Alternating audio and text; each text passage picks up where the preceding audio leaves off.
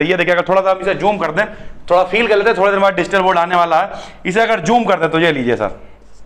Hello दोस्तों, स्वागत है आपका एक नए क्लास में। जो बच्चे बीएससी सेकेंड ईयर का फर्स्ट पेपर पढ़ने जा रहे हैं या तैयारी करने जा रहे हैं, उनके लिए निकॉल प्रिज्म एक इंपॉर्टेंट टॉपिक है। ठीक है सर, बहुत कम वीडियोस ला पाते हैं क्योंकि एक्चुअल में बहुत सारा काम है, लेकिन हाँ, आज के बाद आपको निकॉल प्रिज्म के लिए कोई वीडियोस ढूंढने की आवश्यकता नहीं है, बिल्कुल आसान है। देखिए समझाते हैं।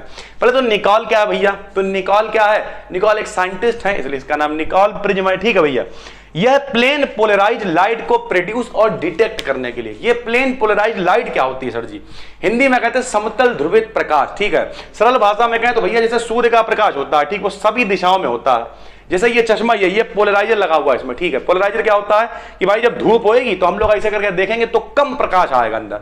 तो अपनी देसी भाषा में जो छना हुआ प्रकाश होता है, यानी कम कंपन आते हैं, उसे कहते हैं प्लेन पोलराइज लाइट। मान लिया कोई चश्मा नहीं भी लगाता है तो आप देखिए, हर चश्मे में नहीं होता सर। ठीक है, आप बसों में बैठते होंगे, कार में बैठते होंगे, देखा होगा शीशे बंद कर लेते हैं, धूप अंदर आती तो है लेकिन कम आती है, तो वो कम वाली धूप कहलाती है। इसमें एक ही डायरेक्शन में कंपन होते हैं, उसे कहते हैं प्लेन पोलराइज लाइट। ठीक है, को प्रोड्यूस या डिटेक्ट करने के लिए होता है ऑप्टिकल डिवाइस है ये। इसे 1928 में विलियम निकॉल ने इन्वेंट किया था, यानी विलियम निकॉल ने इसे खोजा। अब यह कैल्साइट क्रिस्टल की कटिंग और शेपिंग से बनाया जाता है, यानी आपको क्या लेना है? कैल्साइट क्रिस्टल ले लेना है।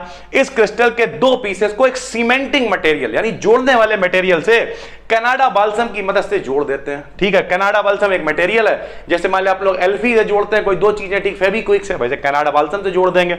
यह एक ट्रांसपेरेंट मटेरियल होता है जो लाइट को अपने अंदर से पास हो जाने देता है। लीजिए सर, चित्र बना दिया हमने। ये हमारे पास दो पीसेस हैं, देखिए, एक ऊपर वाला पीस है, एक नीचे वाला पीस है। 60 डिग्री पे ये झुका हुआ है और बीच में हमने ये कनाडा बाल्सम लिख दिया। कनाडा बाल्सम की लेयर है, दोनों को आपस में हमने जोड़ दिया है। क्या है सर? तैयार हो गया निकॉल प्रिज्म। यहां पर ये ऑर्डिनरी लाइट है। ऑर्डिनरी लाइट कैसे होती है? जिसमें अंधाधुंध प्रकाश, जैसे सूर्य का प्रकाश। ऑर्डिनरी मतलब नॉर्मल, लोग कहते हैं हम एक ऑर्डिनरी नॉर्मल आदमी है, तो ये ऑर्डिनरी प्रकाश है, इसलिए इस रे को बोलते हैं ओ रे। क्या बोलते हैं? ओ रे, ओ फॉर ऑर्डिनरी। लेकिन जब ये इस पे पड़ेगा तो देखिए यहां पर हर तरीके के कंपन है, लेकिन यहां पर केवल एक ही डायरेक्शन दिखाई दे रही है। देखिए, अगर थोड़ा सा हम इसे जूम कर दें, थोड़ा फील कर लेते हैं, थोड़ी देर बाद डिजिटल बोर्ड आने वाला है। इसे अगर जूम कर दें तो ये लीजिए सर, इस तरीके से, तो केवल एक ही तरीके के कंपन है, तो ये है प्लेन पोलराइज्ड लाइट। ये है नॉर्मल लाइट। नॉर्मल को इंग्लिश में कहते हैं ऑर्डिनरी, तो ये ओ रे है।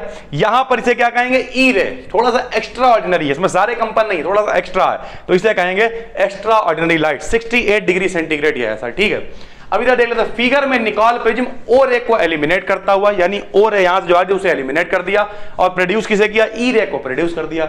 ई रे को प्रोड्यूस करता हुआ दिखाया गया है। यह लाइट प्लेन पोलराइज्ड लाइट होती है। ओ रे के लिए म्यू 0 लिखा हुआ है, ये 0 कह लो या म्यू ओ कह लो, ओ फॉर ऑर्डिनरी लाइट। ठीक है, तो म्यू ओ का मान है 1.658, ई रे का मान है म्यू ई बराबर 1.486 और कनाडा बाल्सम के लिए म्यू बी से लिख लिया, बी फॉर बाल्सम।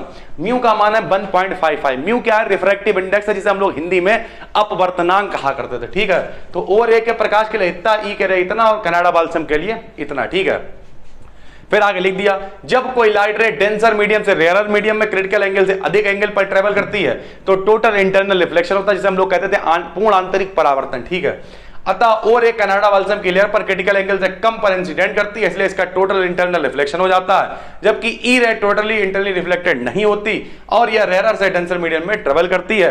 प्रिज्म की आउटर लेटरल सरफेस को ब्लैक पेंट कर देते हैं, जिससे ओ रे टोटली ऑब्जर्व हो जाती है, यानी ये जो पूरी सरफेस है इसे ब्लैक पेंट कर देते हैं ताकि प्रकाश इधर उधर बर्बाद ना हो, ऑब्जर्व हो जाए और बचा हुआ जो प्रकाश है वो यहां पर हमें प्राप्त हो जाए। तो निकॉल प्रिज्म कह लीजिए, निकॉल प्रिज्म होता है, टूरमैलिन क्रिस्टल होते हैं, इस तरीके की जितनी भी चीजें हैं वो मेन काम उनका क्या है? मेन काम है प्लेन पोलराइज्ड लाइट को प्रोड्यूस करना। और प्लेन पोलराइज्ड लाइट क्या होती है? जिनके कंपन एक दिशा में होते हैं। जैसे सूर्य का प्रकाश है, देखिए सब दिशा में है भैया, हमने टूरमैलिन क्रिस्टल पे इसे डाला या निकॉल प्रिज्म पे हमें डाला, केवल एक दिशा के कंपन हमें मिल जाएंगे और इसे कहेंगे समतल ध्रुवित प्रकाश या फिर प्लेन पोलराइज्ड लाइट। उम्मीद करते हैं ये आपको पूरा समझ में आ गया होगा।